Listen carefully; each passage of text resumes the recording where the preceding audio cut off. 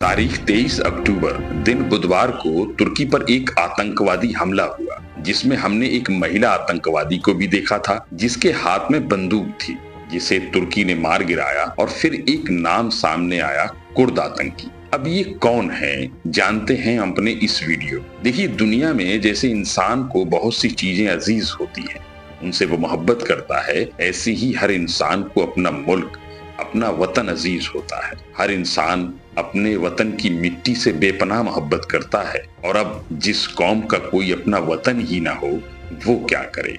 बात करते हैं एक ऐसी ही बड़ी आबादी की जिसे कुर्द कहते हैं, और वो अपना वतन कुर्दिस्तान के लिए जद्दोजहद कर रही है। लेकिन 100 साल के बाद भी कुर्दिस्तान नाम का कोई मुल्क दुनिया के नक्शे में ही नहीं है। बीबीसी की एक रिपोर्ट के अनुसार इराक में 1920 में कुर्दों के द्वारा एक हथियारबंद संगठन बनाया गया, जिसका नाम पेशमेगा था, जिसका मतलब वो लोग जो मौत का सामना करते हैं। इस संगठन में खवातीन यानी महिलाएं भी शामिल हुई। ये एक फोर्स है जिसका मकसद कुर्दिस्तान बनाना है। कुर्द महिलाएं भी बड़ी बहादुरी से जंगों में शामिल होती हैं।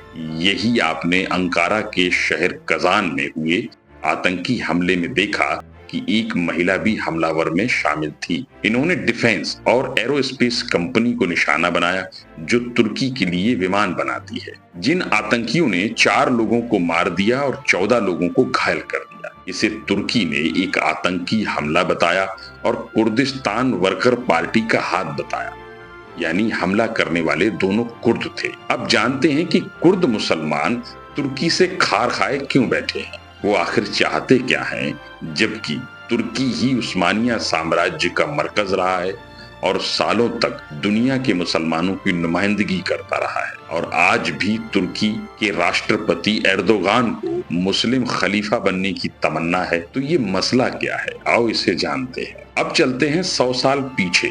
दरअसल कुर्द एक जावाज मुस्लिम कौम है। एक बात समझ लीजिए, सुल्तान सलाहुद्दीन अय्यूबी भी कुर्द जावाज थे। 20वीं सदी की शुरुआत में पहली आलमी जंग हुई, यानी पहला वर्ल्ड वॉर। जब उस्मानिया साम्राज्य हार रहा था, तब कुर्द लोगों ने अपना एक मुल्क बनाने की बात सोची। वो जान गए कि इस इलाके के टुकड़े होने तय हैं। तुर्की, इराक और सीरिया में रह रहे कुर्द अपना एक देश बनाना चाहते थे, जिसका नाम कुर्दिस्तान होगा। पश्चिमी देशों ने सेवरेज ट्रीटी में कुर्दिस्तान देने का वादा भी किया, लेकिन 3 साल में ही इस पर पानी फिर गया, जब ल्यूज़ेन की संधि में तुर्की की सरहदें तय कर दी गईं। उसमें कुर्दिस्तान का कोई अता पता तक नहीं था। तुर्की, इराक, सीरिया ने कुर्दों को अल्पसंख्यकों का दर्जा भर दे दिया। तब से कुर्द आंखों में अपना एक वतन का ख्वाब सजाए लड़ रहे हैं। अब तक उनकी कई तहरीक यानी आंदोलनों को कुचल डाला गया और उन्होंने कई बार अपने ऊपर हो रहे जुल्म की गुहार दुनिया भर में लगाई। इराक में तो कुर्दों ने ऑटोनॉमी यानी खुद मुख्तारी हासिल करके अलग स्टेट बना लिया है। लेकिन अब सीरियाई कुर्द और तुर्की में रहने वाले कुर्द अपने अलग देश की मांग कर रहे हैं और जद्दोजहद कर रहे हैं।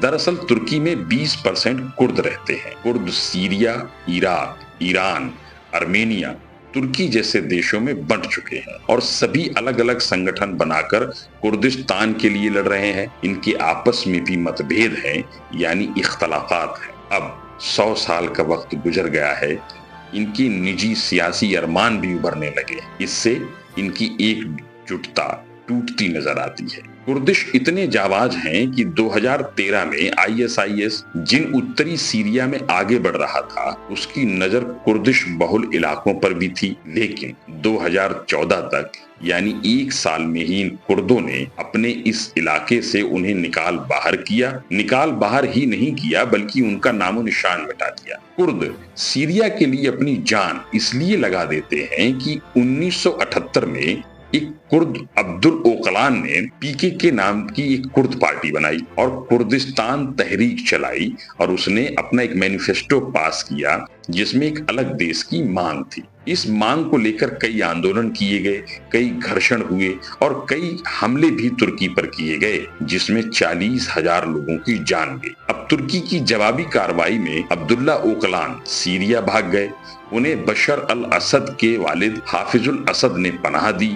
वहां रहकर अब्दुल्ला ओकलान ने कई संगठन बनाए जो अब इस पूरे इलाके में फैल गए हैं। बाद में अब्दुल्ला ओकलान को तुर्की ने गिरफ्तार कर लिया।